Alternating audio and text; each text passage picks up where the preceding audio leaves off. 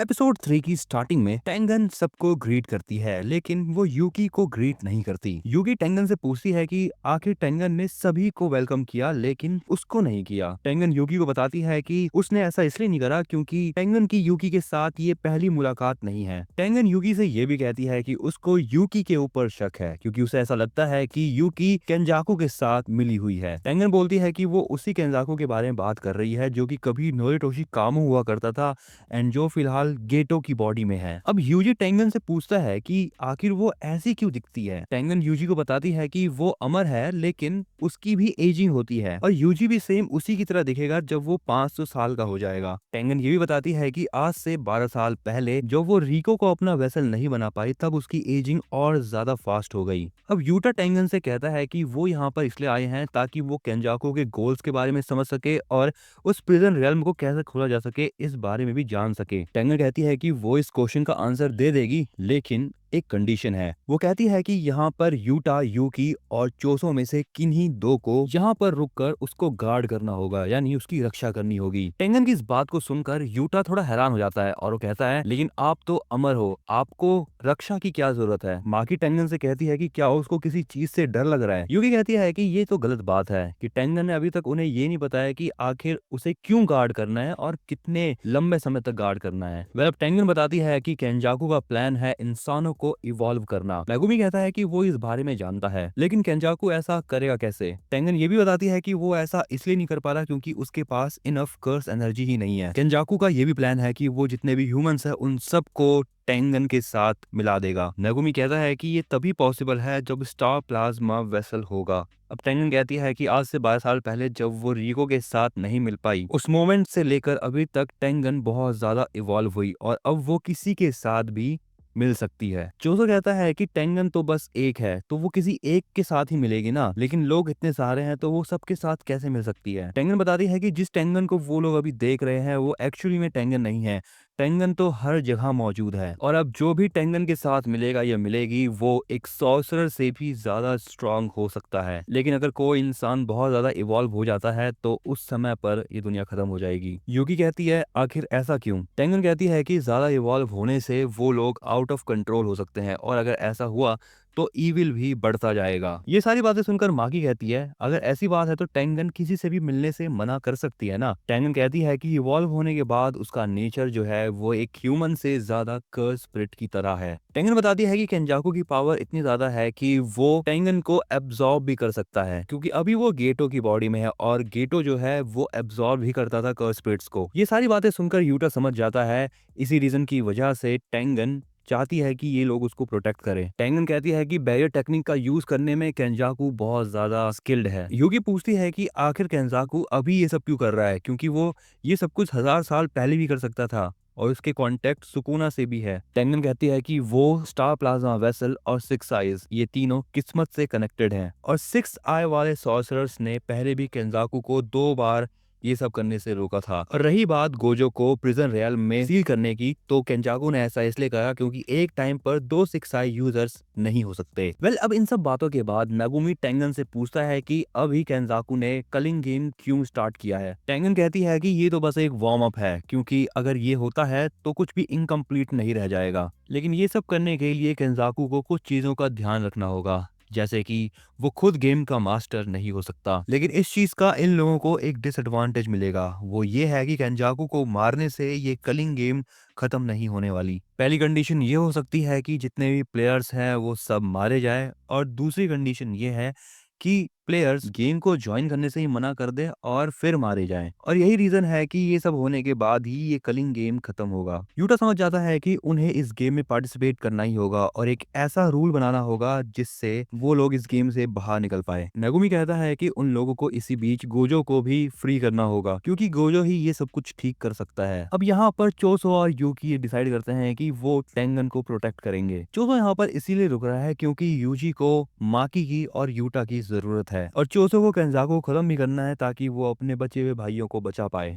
यूगी कहती है कि वो यहाँ पर इसलिए रुक रही है क्योंकि उसको टेंगन से और भी बातें करनी है कुछ। अब यहाँ पर टेंगन एक चीज निकालती है, वो कहती है कि ये चीज प्रिजन रियल्म का बैक है। टेंगन बताती है कि इस चीज से प्रिजन रियल्म खुलेगा नहीं क्योंकि ये बैक है और जो इसका फ्रंट है वो केंजाको के पास है। टेंगनम कहती है कि इस चीज को खोलने के लिए उन्हें दो चीजों में से एक चीज की जरूरत पड़ने वाली है, या तो वो इन्वर्टेड स्फीयर ऑफ हेवन हो या फिर ब्लैक रोप। लेकिन गोजो ने शायद 12 साल पहले ही इन्वर्टेड स्फीयर ऑफ हेवन को खत्म कर दिया, और रही बात ब्लैक रोप की तो वो भी यूज्ड हो चुका है। यूटा बताता है कि वो मिगेल के साथ अफ्रीका में ब्लैक रोप ही ढूंढ रहा था। टेंगन कहती है कि कलिंग गेम्स के जितने भी प्लेयर्स है उनमें से एक का नाम है एंजल, और वो 1000 साल पहले सॉर्सरर थी। उसकी कर्स टेक्निक किसी भी दूसरी कर्स टेक्निक को खत्म कर सकती है, और एंजल ही प्रिजन रेल्म के बैग को खोल सकती है। मैगुमी पूछता है कि अभी एंजल कहाँ पर है। टेंगन बताती है कि अभी वो टोक्यो में है। टेंगन बताती है कि कलिंग गेम्स को खेलने के लिए फिलहाल 10 कॉलोनीज बन रखी है, और ये गेम तकरीबन 2 महीने तक चल सकता है। अभी कलिंग गेम स्टार्ट हो चुका है, और मैगुमी और इन सभी के पास 10 दिन 15 घंटे बचे हुए हैं सुमिकी को ये गेम ज्वाइन करने से रोकने के लिए। कलिंग गेम का पहला नियम ये है, प्लेयर के कर्स टेक्निक अवेकनिंग के बाद उन्हें 10 कॉलोनीज में से किसी एक कॉलोनी में जाकर वो गेम खेलना होगा। सो पार्टिसिपेट करने के लिए उनके पास बस 19 दिन बाकी हैं। इसीलिए इन सभी सॉर्सरर्स को 100 पॉइंट चाहिए ताकि वो इस गेम से बाहर निकल सके। कलिंग गेम का दूसरा रूल ये है कि जो प्लेयर पहले रूल को नहीं मानता है उस प्लेयर से उसकी कर्स टेक्निक छीन ली जाएगी। इसके बाद अगला सीन शोको का होता है। शोको बताती है ये सेकंड रूल उन पे भी अप्लाई होता है जो बाद में गेम को ज्वाइन करेंगे। इसका ये मतलब है कि जिन लोगों से पावर छीनी जाएगी वो आइडल ट्रांसफिगरेशन से नहीं छीनी जाएगी। इस रूल में मेंशन है कि पावर छीनी जाएगी, ना कि पावर को यूज करने से रोका जाएगा। शोको बताती है कि पावर छीनने का मतलब लाइक एक्चुअली छीनने से नहीं है, यानी उस पर्सन को जान से मार देने से है। अगले सीन में मागी होती है जो कि ये कह रही होती है शोको ने बिल्कुल सही बात कही थी, लेकिन मागी के पास तो कोई कर्स टेक्निक है ही नहीं, तो इसका मतलब ये है कि शायद उसको कोई प्रॉब्लम ही ना हो। इस गेम का तीसरा रूल ये है कि अगर कोई नॉन प्लेयर किसी कॉलोनी में जाता है तो इसका मतलब ये होगा कि वो गेम में